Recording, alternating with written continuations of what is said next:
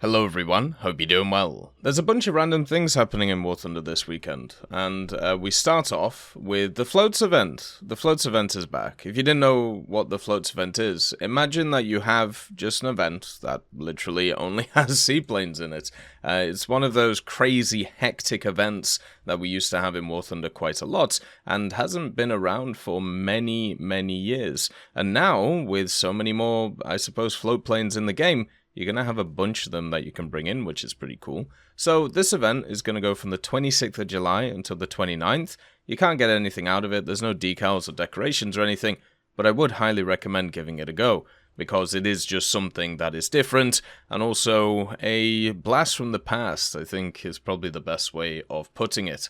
The other thing is also there's a bunch of premiums that are on sale right now, from the Soviet tech tree. No idea why, but they've decided that a bunch of naval vehicles will be on offer. So for 50% off Golden Eagles, you have the Stroyny, the Neustrashimy, and also the Rosomacha. And then also, if you want to pick up the Marat pack, it's on a 50% discount until Monday. I'll leave links in the description if you want to check out the Marat, and also we'll do some reviews on each of the vehicles. But yeah, I suppose it lines up with the event that's going on right now for the Alcyon, but it just seems a little bit odd that they're just having a bunch of vehicles for 50% off. The Marat is on sale. This one, of course, is a very high-end battleship that you can pick up for the Soviets. Basically, this is a refitted World War I vehicle, and what you keep is the standard guns. So you have the 4 triple-mounted 12-inch guns. You can fire them on a full broadside, which is quite nice. It also has a bunch of 120s in the sides here, basically 7 per side, and then also a ton of 76s and 37s, which were also built on top of some of the turrets and a few other parts. You also have some torpedoes, but the torpedoes are pretty bad. Like, they're not really that useful. The reason why you get this vehicle is to get the crazy rewards that are on offer, meaning that you will never need SL like grinding again, and also you'll be able to research the whole of the tech tree incredibly quickly with this thing.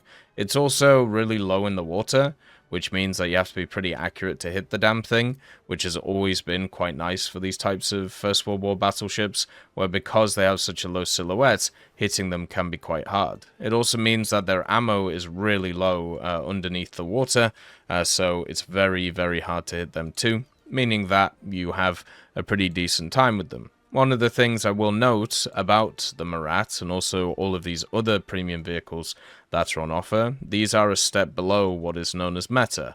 So that means that you are purposely buying a vehicle knowing that you are going to go up against better machines, which are at top tier, and you have to understand that you're basically paying for the bonuses to get annihilated. And you will. You'll have a tough time a lot of the time against many of the other vehicles, but also you'll be able to dish out a ton of damage and once again get all the research and SL to be able to get those top tier vehicles yourself and have a good time with it. That's the whole point of something like a Marat. It is to get smashed in the face over and over and over again by better vehicles, and then at the end of it have those better vehicles do the same thing to others. So if that's what you want to do, fair enough, but in general it usually leads to negative experiences. The first vehicle on offer is the Stroyny, or however you say it, the Stroyny, I'm guessing. This vehicle is a Project 7U class, and we actually have some comparable ones in the tech tree itself. The closest one in the Blue Water Fleet is actually the Subratsnielny, which is a Project 7U2. The Stroyny is from 1945, where this one is from 1943. There really isn't a lot of difference between them. Some secondary armament differences, which does make a decent amount of, clout with this thing. But the main difference is that this is rank 3. And this is quite key for the Soviets. The rank 3 to rank 2 area for the Soviets is a bit weird. They basically go from having a very good 4-3 rank 2 lineup, and then you have 1-4-7 in the Tashkent, only a few 5-3s, over here, and then the 5.0 Kavkats. So going from 4.3 into rank 3 can be really weird, and since rank 3 is pretty important for dailies and also specials, and also the actual, you know, the flight of the Albatross, which is going on right now, it basically means that you have a bit of a problem with trying to get lineups together in order to play them. So for me, the Stroyny is good for that. It's good to actually bring a rank 2 lineup into rank 3 with also very nice bonuses to get yourself some SL and also some RP.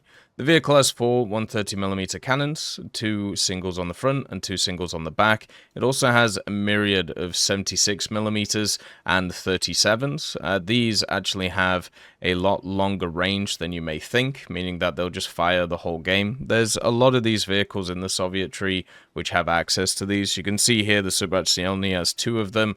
You also have the Leningrad on the Moskva, which has 45s and 76s, and it just means that it's just a little bit of additional firepower. I really like the good old SAPC-BC on these things. They actually have pretty decent pen and also good explosive mass, so they're good against not just the destroyers, but also against cruisers, because they'll always pen them. And then also you have the HE, which has good pen and good damage afterwards too. The only issue is the amount of guns you have in the Stroyny isn't a lot, but then again it's a 4.3. If you face 5.0s, you'll get annihilated. If you face anything else, you'll be fine. And the fact that you get that kind of rank 3 area, I think is really nice on it. So overall, I actually think this is a pretty good pickup for 50% off, just because of the bonuses you get from the dailies, the specials, and also getting through that weird miasma that is the rank 3 for the Soviets, which is just so weird as an area. The next vehicle is the Neustrashimy. This is similar to the Stroyny, which is in the tech tree. The Neustrashimy is a Project 41, whereas the Stroyny is a Project 56, but they are similar in terms of how they're set up. The more basic difference is that the Neustrashimy has a different engine system, so if we actually compare them here, you can see what I mean. So basically, with the Stroyny, you have these 2 sets of funnels with the massive engines and the transmissions, whereas the oh, come on, why are you not? There you go. And then you can see here on the Neustrashimy, it is different. So they have a different propulsion system, but pretty much everything else is the same. So what you're getting from the Neustrashimy is slightly worse torpedoes, and also you are getting a slightly worse speed at the same BR. So technically this is a downgrade over the Stroyny, but you do get really good bonuses on rewards, and also another vehicle to run at rank 3 with it. So what is the key thing about the Neustrashimy, and why is it such a high BR? Because when you look at it, it's just like, okay, 2 dual 130s, that's not great, but I suppose it's okay. Then you have 4 quad 45s, which are very good at AA. They used to be absolutely crazy at dealing with other destroyers until they brought in the destroyer DMs, which kind of made them not very good because they don't pen enough. The reason why this thing is such high BR is because these 130s have an insane fire rate. So you can see here 15 rounds per minute per gun, so you can just keep firing over and over again. And even when the first stage is out after 100 rounds, you can still just keep going at 12 rounds a minute, which is just fantastic. The other thing is the fire director. So this fire director is really fast, and you can see it takes 6 seconds calculation time, and then also 3 seconds to update. If you compare that to, let's say, the Stroyny, which we looked at before, it's 15 seconds and 8 seconds. So this means the Neustrashimy can always get the shots off first before the enemies start cranking in. This is what makes stuff like the Wilkinson really good at low BR as well. So this vehicle as a option for 5.3 is really nice. The torpedoes are not very good. The rockets or the mortars are very fun, but once again, they're more of a kind of short range thing, and with this you don't really want to go too short range. You want to try and use the 130s at distance. The 130 is also a dual purpose, so you have the SAP, you have the HE, and then you also have the HEVT. So overall it does quite a lot of damage. I would say in general this is pretty decent at dealing with early cruisers and obviously destroyers. The major issue you're going to have with this is when you get matched up against 5.7s, which will just annihilate you, and also at the same time the 5.0 American destroyers, which are very powerful and have way more fire rate than you. Out of the Stroyny and the Neustrashimy, both at rank 3, I would take take the Stroyny just because you have much better matchmaking and you don't go up against battleships, you don't go up against, you know, heavy cruisers or anything like that. Instead, with this, you would. So you have to play a little bit more tactical with this. I do like the weapon setup, and I did really enjoy spitting out the Stroyny, but still, it's not as good as it's not as good at its BR as the Stroyny is at its BR. And since they're the same rank, I feel like they're very comparable. The Rosomacha is the last vehicle that's on offer. This one's pretty useless, I'm not going to lie. There's a bunch of these types of vehicles in the game for the Soviets, but also for the Germans. The Germans actually have the good old Karl Marx, which is another Project 50. But yeah, the Rosomacha itself is very similar to the Yennet, which you can see here. It has 3 100mm guns, which, you know, if this actually had a coastal spawn, would be quite nice. But this actually has the blue water spawn. So you're basically just a worse destroyer with the way that this thing works. You are slower than a lot of destroyers, you have less firepower than a lot of destroyers, and also your secondaries, 2 Dual 37s and 2 Dual 25s, are okay for 4.0, but not enough to actually make it usable.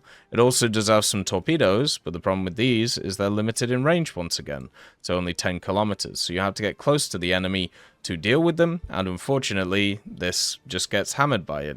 For example, right, so this thing's 4.0, and it's a rank 4, so you can get really good mission score bonuses when doing events if you want to run it with a bunch of 4.0 stuff in the Soviet tech tree for blue water. So you can run it with the Ognavoy and also the Bespechadny, and what this means is they get the rank 4 bonus. So you can do dailies, you can do specials, even with rank 1 blue water vehicles, as long as you click to spawn the Rosomacha, which is really nice. But if you actually have a look at these vehicles, so this has 2 dual 130s, it has dual 76s, it has 6 single 37s, this one has 4 130s, 76s, 37s, this one is very similar to the Project 7U in its setup. So the vehicle, this one, has less firepower, less AA, less torpedoes, less survivability, and kind of comparable speed, but not really, right? The fire director as well is the same, so it isn't like the better one, which stuff like the Neustrashimy gets. Instead, it's just kind of sat there, not really doing too much, and the 100mm themselves don't have any AP. So if you come up against anything with armor, you can't pen it, and you also do a lot less damage than your counterparts. You do have HEVT to do with aircraft, which is nice, and also the actual fire rate of the rounds is okay, but once again, you just have a lot less firepower than everything else because of the size of the guns and also the fact there's only 3 of them. So what you're basically doing here, if you want to buy this is something to grind out coastal stuff, but there are much better options like the SKR7, for example, and also the MD, the MPK PR12412P, which gets a coastal spawn and can bully people with the 30mm and also the 76, whereas this one, you are basically paying for a worse destroyer just to get a higher rank to do dailies and also mission score events and specials. And there are just better options. Just literally, the fact that this thing is 4.0 and the SKR7 is 4.3 is insane. Like the difference in use of these vehicles is insane, and there's just no point in using the Rosomacha compared to the SKR. So just use those, and you don't also have to pay for it. If you're going to pick one of these up, the Stroyny is the one to go for. Both of the others have issues, but the Rosomacha is completely worthless. As always, I hope you have a wonderful day, and I'll see you next time. I'd just like to thank GMG Smiley, CD Beans, Chieftain Mike, EMN3 Galaxy, Tulio Pontecorvo, Brendan Quinn, Carrion Crow, Gus Irenicus, Pyman, Wartinder, Teddy, Daniel Stanton, Martinez, B. Young, Ozzy Panzer, Alan Hacker, Liam Shear, Opium Prime, Lafouche, Sem, Aslan, Uncle Bean, and Derek R. for supporting the channel.